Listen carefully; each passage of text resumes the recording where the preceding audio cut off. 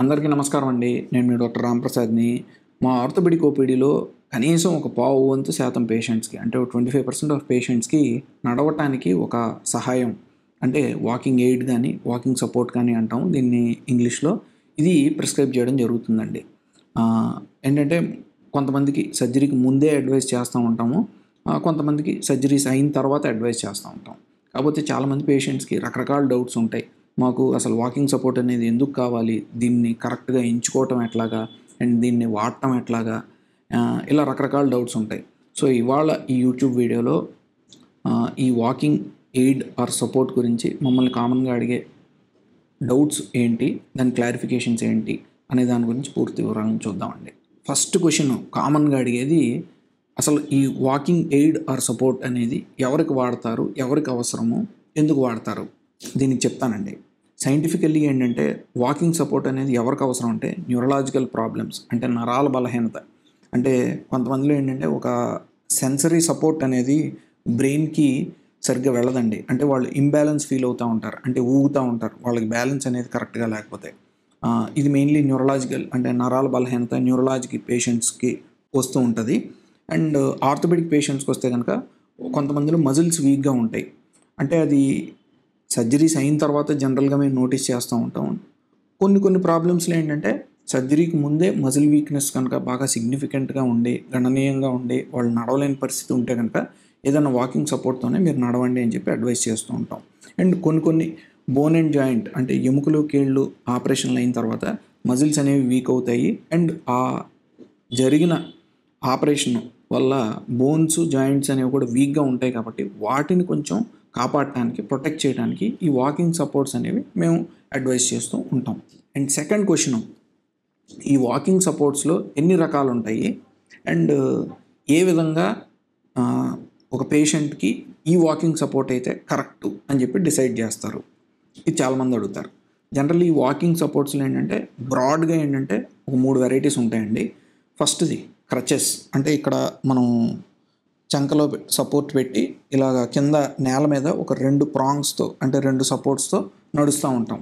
ఈ క్రచెస్ అనేవి. ఈ జనరల్లీ ఏంటంటే మనం యంగ్ ఏజ్‌లో అంటే వాళ్ళకి వయసు చిన్నగా ఉంది అండ్ వాళ్ళకి మోకాలు గానీ లేదంటే హిప్ సర్జరీస్ కానీ నీ సర్జరీ అయినా హిప్ సర్జరీ అయినా వాళ్ళని బెడ్ నుంచి మొబిలైజ్ చేయడానికి క్రచెస్ అనేవి అడ్వైస్ చేస్తూ ఉంటాము. ఇది జనరల్లీ యంగ్ పాపులేషన్ అంటే చిన్న వయస్కుల వాళ్ళకి అడ్వైస్ చేస్తూ ఉంటాం.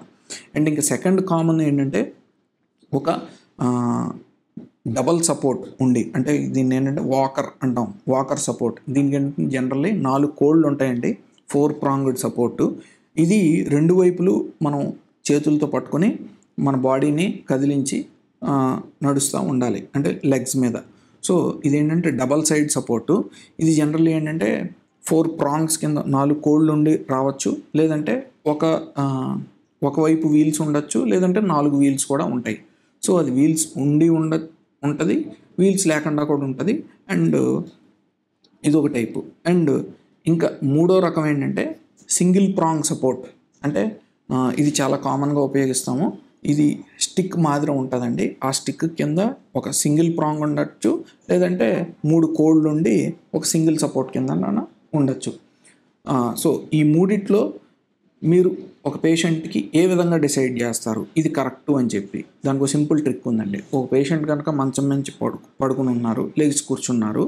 వాళ్ళని మనం బయటికి తీయాలి అనంటే మీరు కనుక 2 చేతులతోనూ సపోర్ట్ చేసి ఆ పేషెంట్‌ని నడవటానికి మీకు సహాయం అవసరం అని చెప్పి మీరు నిర్ధారిస్తే కనుక మనం ఇందాక అనుకున్నట్టు ఒక ఫుల్ వాకర్ సపోర్ట్ అనేది అవసరము. 2 వైపులా పేషెంట్‌కి నడవటానికి సపోర్ట్ కావాలి. అంటే 2 చేతులు సపోర్ట్‌గా మీరు పట్టుకుంటే కానీ పేషెంట్ నడవట్లేదు అని అనుకుంటే ఫుల్ వాకర్ సపోర్ట్ అనేది అవసరం. అదే ఒక పేషెంట్ నడవాలి అని అంటే మీరు ఒకవైపు సపోర్ట్ ఇస్తే సరిపోతుంది అని మీరు కాన్ఫిడెంట్ ఫీల్ అయితే కనుక అంటే ఆ ఫిజిషియను కానీ పేషెంట్ కానీ మీకు single support either in the form of అది స్టిక్ అన్నా అవ్వచ్చు. లేదంటే ఆ స్టిక్ కింద 3 కోళ్ళు ఉంటాయి ఎక్స్ట్రా బ్యాలెన్స్‌కి. ఆ టైప్ అన్నా అవ్వచ్చు. సో బ్రాడ్‌గా ఇది ఒక జనరల్ రూల్ అండి. ఇంకా థర్డ్ ఇంపార్టెంట్ క్వెషను మేము వాకర్ సపోర్ట్‌తో ఎంత బరువేసి ఏ విధంగా నడవాలి? ఇది చాలా కాంప్లికేటెడ్ క్వెషన్ అండి. అండ్ చాలా ట్రిక్కీ క్వెషన్. నా అడ్వైజ్ అయితే ప్రైమరీ సర్జన్ సలహా మేరకే మీరు నడవటం అనేది చెయ్యాలి. సో నేనైతే ప్రతి పేషెంట్కి కూడా ఎంత బరువు వేయాలి వాళ్ళు ఆపరేషన్ అయిన తర్వాత ఆ కాలు మీద అనేది డిసైడ్ చేస్తాం. సో దాన్ని బట్టి పేషెంట్స్కి అడ్వైస్ చేయడం అనేది జరుగుతుంది. ఫస్ట్ది నాన్ వెయిట్ బేరింగ్, అంటే మీరు సర్జరీ అయిన తర్వాత అసలు ఆ కాలు మీద బరువు వేయొద్దు, ఏమాత్రం బరువు వేయొద్దు, అంటే ఆ కాలుని గాల్లో పెట్టి నడవటం అడ్వైస్ చేస్తూ ఉంటాం. దీన్ని నాన్ వెయిట్ బేరింగ్ అంటాం.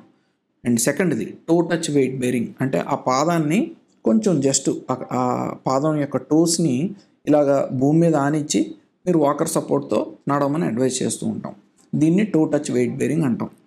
అండ్ మూడోది పార్షియల్ వెయిట్ బేరింగ్, అంటే మీరు పాదాలని కనుక భూమి మీద ఆనిచ్చినప్పుడు ఒక 40 to 50% బరువు వేసి మిగతాదంతా కూడా మీ చేతులతో మీ వాకర్ సపోర్ట్ మీద తీసుకుని నడవమని అడ్వైస్ చేస్తూ ఉంటాం. దీన్ని పార్షియల్ వెయిట్ బేరింగ్ అంటారు. ఇంక ఫోర్త్ది ఫుల్ వెయిట్ బేరింగ్, అంటే 100% మీకు ఏ కాలు అయితే జబ్బుకి గురయ్యి ఆపరేషన్ అయిందో ఆ కాలు మీద ఫుల్ వెయిట్ బేర్ చేసేసి, అంటే ఎంతవరకు మీరు వెయిట్ బేర్ చేసి నొప్పి లేకుండా నడవగలరో అలా నడిచేస్తే కనుక దాన్ని full weight bearing or weight bearing as tolerated అని చెప్పి మేము అడ్వైస్ చేస్తూ ఉంటాం. ఇంకా ఫోర్త్ ఇంపార్టెంట్ క్వశ్చను, ఈ వాకింగ్ స్టిక్ కానీ వాకర్ సపోర్ట్ కానీ మీరు తీసుకున్నప్పుడు దాని లెంత్ అడ్జస్ట్మెంట్కి ఇలాగ హోల్స్ ఉంటాయండి ఈ వాకర్ మీద. ఇది కరెక్ట్ లెంత్ ఏ విధంగా డిసైడ్ చేస్తారు అని అంటే దానికి ఒక ట్రిక్ ఉందండి. అదేంటి అంటే మీరు ఇలాగా ఆ వాకర్ సపోర్ట్ని కనుక మీరు లెంత్ అడ్జస్ట్ చేసినప్పుడు ఈ రిస్ట్ అంటే మణికట్టు ఏదైతే ఉందో మీ హిప్ జాయింట్ దగ్గర ఒక పక్క వైపుకి ఒక బోన్ తగులుతూ ఉంటుందండి. దీన్ని ట్రొకాంటర్ అంటాం. ఆ మడము ఆ రిస్ట్ జాయింట్ అనేది మణికట్టు అనేది ఈ హిప్ జాయింట్ లెవెల్కి కరెక్ట్గా ఇట్లా ఉండాలండి.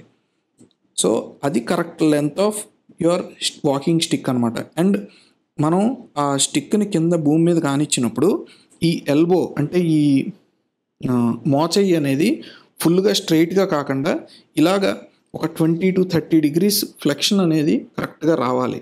అలా ఈ వాకింగ్ స్టిక్ యొక్క లెంత్ అనేది అడ్జస్ట్ చేసుకోవటం చేయాలండి. ఇది కరెక్ట్ పద్ధతి అనమాట. ఇంకా ఫిఫ్త్ పాయింట్, ఇది చాలా ఇంపార్టెంట్ పాయింట్ అండి. అండ్ చాలామంది కామన్గా అడిగే క్వశ్చనే, ఈ వాకింగ్ స్టిక్ అనేది రైట్ సైడ్ వాడాలా లెఫ్ట్ సైడ్ వాడాలా అనేది. మీకు జబ్బు ఏ వైపు ఉంటే ఆ వైపు కాకుండా అవతల వైపు నార్మల్ వైపు వాడాలండి. అంటే మీకు ఒకవేళ జబ్బు అనేది రైట్ సైడ్ ఉంది అంటే సర్జరీ అనేది రైట్ సైడ్ చేశారు, మీకు నార్మల్ అనేది left side. So walking stick అనేది లెఫ్ట్ హ్యాండ్తో పట్టుకుని నడవాలండి. అదే ఒకవేళ మీకు సర్జరీ అనేది లెఫ్ట్ సైడ్ జరిగింది, so normal right side. So walking stick అనేది రైట్ సైడ్ పట్టుకుని నడవటం అనేది కరెక్ట్ అండి. సో ఫైనల్గా ఐ థింక్ ఈ వీడియో వల్ల మీకు అర్థమై ఉంటుంది, మనం మెయిన్లీ ఆర్థోపెడిక్ సర్జికల్ ప్రొసీజర్స్ చేసే ముందు కానీ తర్వాత కానీ ఏ టైప్ ఆఫ్ వాకింగ్ సపోర్ట్స్ అనేవి మనం ఉపయోగిస్తూ ఉంటాము అండ్ వాటిని వాడే కరెక్ట్ విధానం ఏంటి అని.